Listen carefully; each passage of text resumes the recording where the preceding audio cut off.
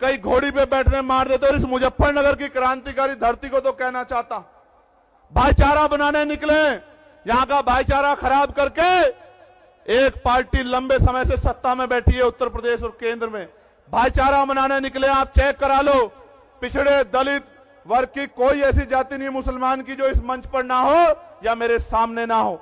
यहां पाल भी है, प्रजापति भी है, कश्यप भी है, राजभर भी है, बिंद भी है, साक्य भी है, सैनी भी है, जाट भी है, गुजर भी है, तमाम शेड्यूल कास्ट की जाति है, मुस्लिम भाईचारा भी है।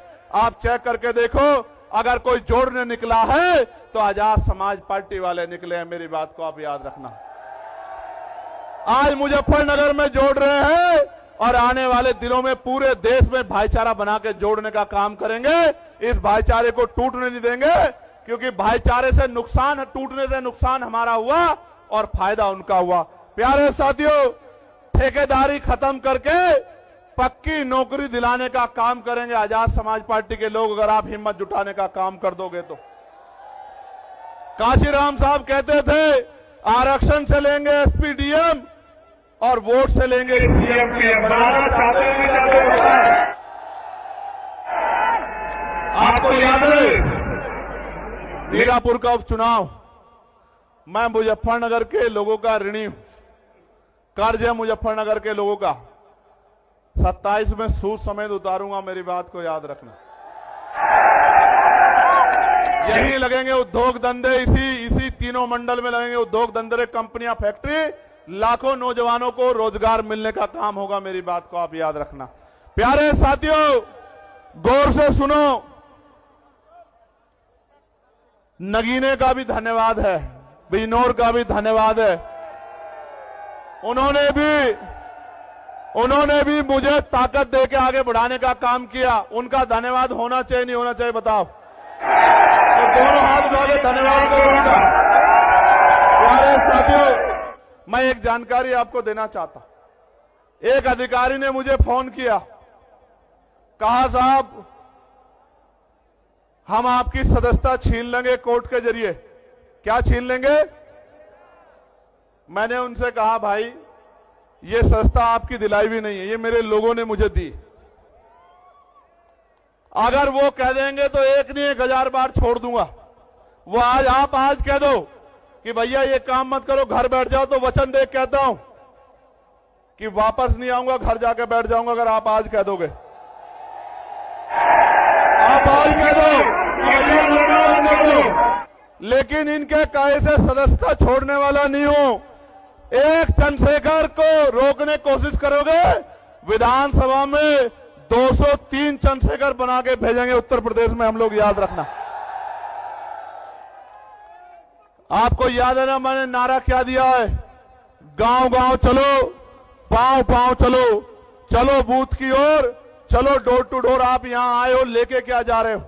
यहां से घर जाओगे तो चैन से मत बैठना, कोई मीडिया ना दिखाए, फर्क मत करना, अपने आप घर से निकलना, रोजाना 1 घंटा काम करना। इस बात के लिए काम करना कि जब राजकाज बनेगा तो मेरी किसी बहन बेटी पे अन्याय अत्याचार कोई गुंडा नहीं कर पाएगा, हमारी ताकत बनेगी।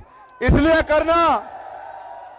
करना हम आंदोलन करने नहीं निकलेंगे, और निकलेंगे तो हमारे खून से होली नहीं खेल पाएगा, हम पे कोई गोली नहीं चला पाएगा। इसलिए करना कि बाबा साहब अंबेडकर के अधूरे सपने को पूरा करना है। इसलिए करना काशीराम साहब के पूरे जीवन संघर्ष को पूरा करना है। और अगर आप नहीं करोगे तो कौन करेगा? मुझे भी बता दो, कोई और करेगा क्या? दोनों हाथ उठा के बताओ जो लोग मदद करके काम करेंगे।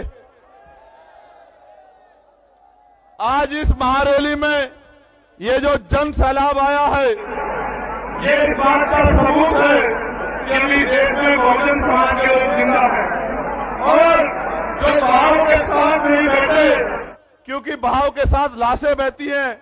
बेशक इस देश में सत्ताधारियों ने धन बल के आधार पे किसान मजदूर कमेरे को कमजोर कर दिया, किंतु जनबल और मनोबल को वो हमारे कमजोर नहीं कर सकते, और ना ही हम उसको कमजोर होने देंगे। आप मेरी बात को याद रखना, ये किसानों की धरती है और यहाँ किसान शोध संस्थान है। 350 रुपए में गन्ने की वो होती है, गन्ने की लागत है, 400 रुपए दे रहे हैं। किसान को डीएपी नहीं मिल रहा है, किसान को यूरिया नहीं मिल रहा है, किसान लाइनों में लगता है, पिटता है लाठियों से।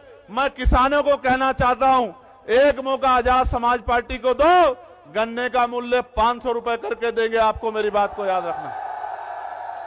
और ऐसे नहीं कह रहा हूं, डंके की चोट पे कह रहा हूं, हर साल गन्ने मूल्य में वृद्धि करेंगे, 1.5 गुना आपको पैसे देने का काम करेंगे, और 14 नहीं 9 दिन के अंदर आपके खातों में पहुंचाने का काम करेंगे। इस सरकार ने तो कहा था किसानों की आमदनी दोगुनी करेंगे, इस सरकार ने कहा था बिजली का बिल माफ कर देंगे, बिजली का बिल हाफ कर देंगे, किया क्या?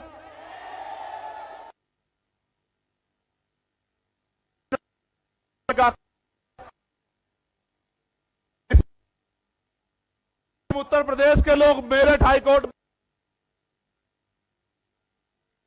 एडवोकेट होना चाहिए। आज काज बनेगा मेरठ में जो हाई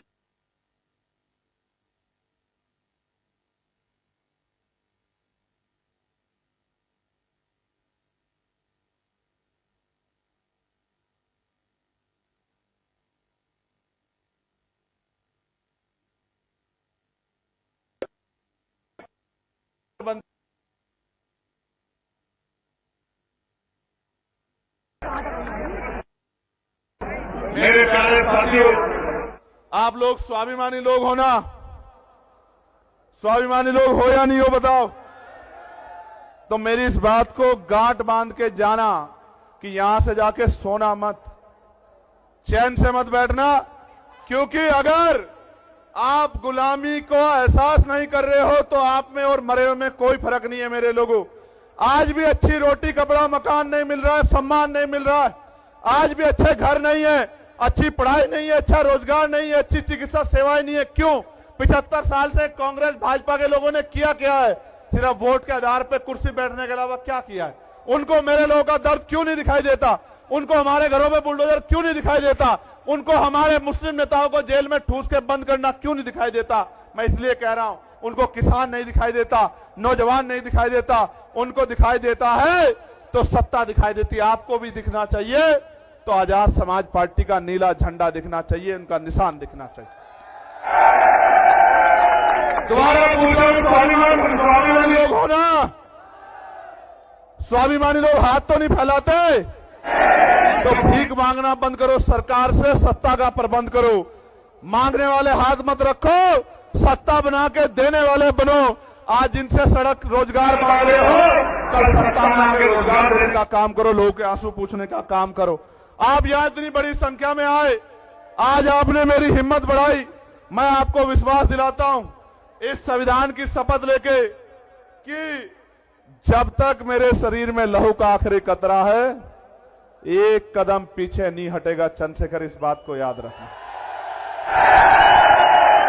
फिर कह रहा हूं, हापुड़ के लोगों का धन्यवाद देता हूं, बुलंदशहर के लोगों का धन्यवाद देता हूं, गौतम बुद्ध नगर गाजियाबाद का धन्यवाद देता हूं, बागपत मेरठ का धन्यवाद देता हूं, अमरोहा का, संभल का, मुरादाबाद का धन्यवाद देता हूं, बिजनौर के लोगों का धन्यवाद देता हूं, सहारनपुर शामली के लोगों का धन्यवाद देता हूं, और सबसे ज्यादा धन्यवाद मुजफ्फरनगर के लोगों का देता हूं। मेरी बात और आज धन्यवाद दे रहा हूं, कल कलम से आपकी ताकत और आपके सम्मान को मजबूत करने का काम करूंगा। मदद करोगे नहीं करोगे बताओ? ऐसे उठाओ दोनों और मुट्ठी बंद करो। मैं जिन हमारे जिले की टीम का, विधानसभा की टीम का, प्रदेश की टीम का, मंडल की टीम का, जिन्होंने इतना अच्छा कार्यक्रम कराया, मैं उनका बहुत बहुत धन्यवाद देता हूं। कल अखबार पढ़ना, आपकी खबर इतनी सी होगी और आपके विरोध में अगर 20 लोग कहीं खड़े होंगे तो उनकी खबर इतनी बड़ी होगी। क्यों?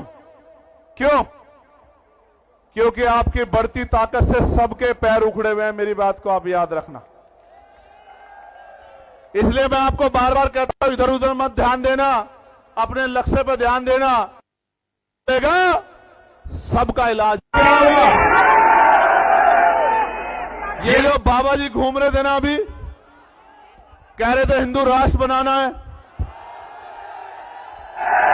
और कह रहे थे हम तो भविष्य देख लेते हैं।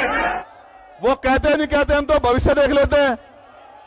उनके यहां रहते दिल्ली में आतंकवादियों ने बम ब्लास्ट कर दिया, बाबा को खबर नहीं हुई। समझो मेरी बात को, समझो मेरी बात को, समझो क्या कह रहा हूं, समझो, जिम्मेदारी से समझो। आज वो हिंदू राष्ट्र बनाने की बात कर रहे हैं, संविधान को कुचल के। कल अगर चंद्रशेखर आजाद बहुजन राष्ट्र बनाने के लिए निकल गया 85% लोगों को लेके ना, फिर देख लेना क्या होगा। अगर ऐसे चलाना चाहते हो संविधान के विरोध में तो देख लेना। संविधान के साथ चलो, आप अपने धर्म को मानो, आप अपने धर्म को मानो, आप अपने, किसी के धर्म से कोई बैर नहीं, लेकिन अगर संविधान के खिलाफ कोई जाएगा तो मुकाबला पूरी जिम्मेदारी से होगा, याद रखना मेरी बात को। बहुत बहुत धन्यवाद। हेलो, बहुत बहुत धन्यवाद माननीय राष्ट्रीय अध्यक्ष जी, आपके विचारों से यह आई हुई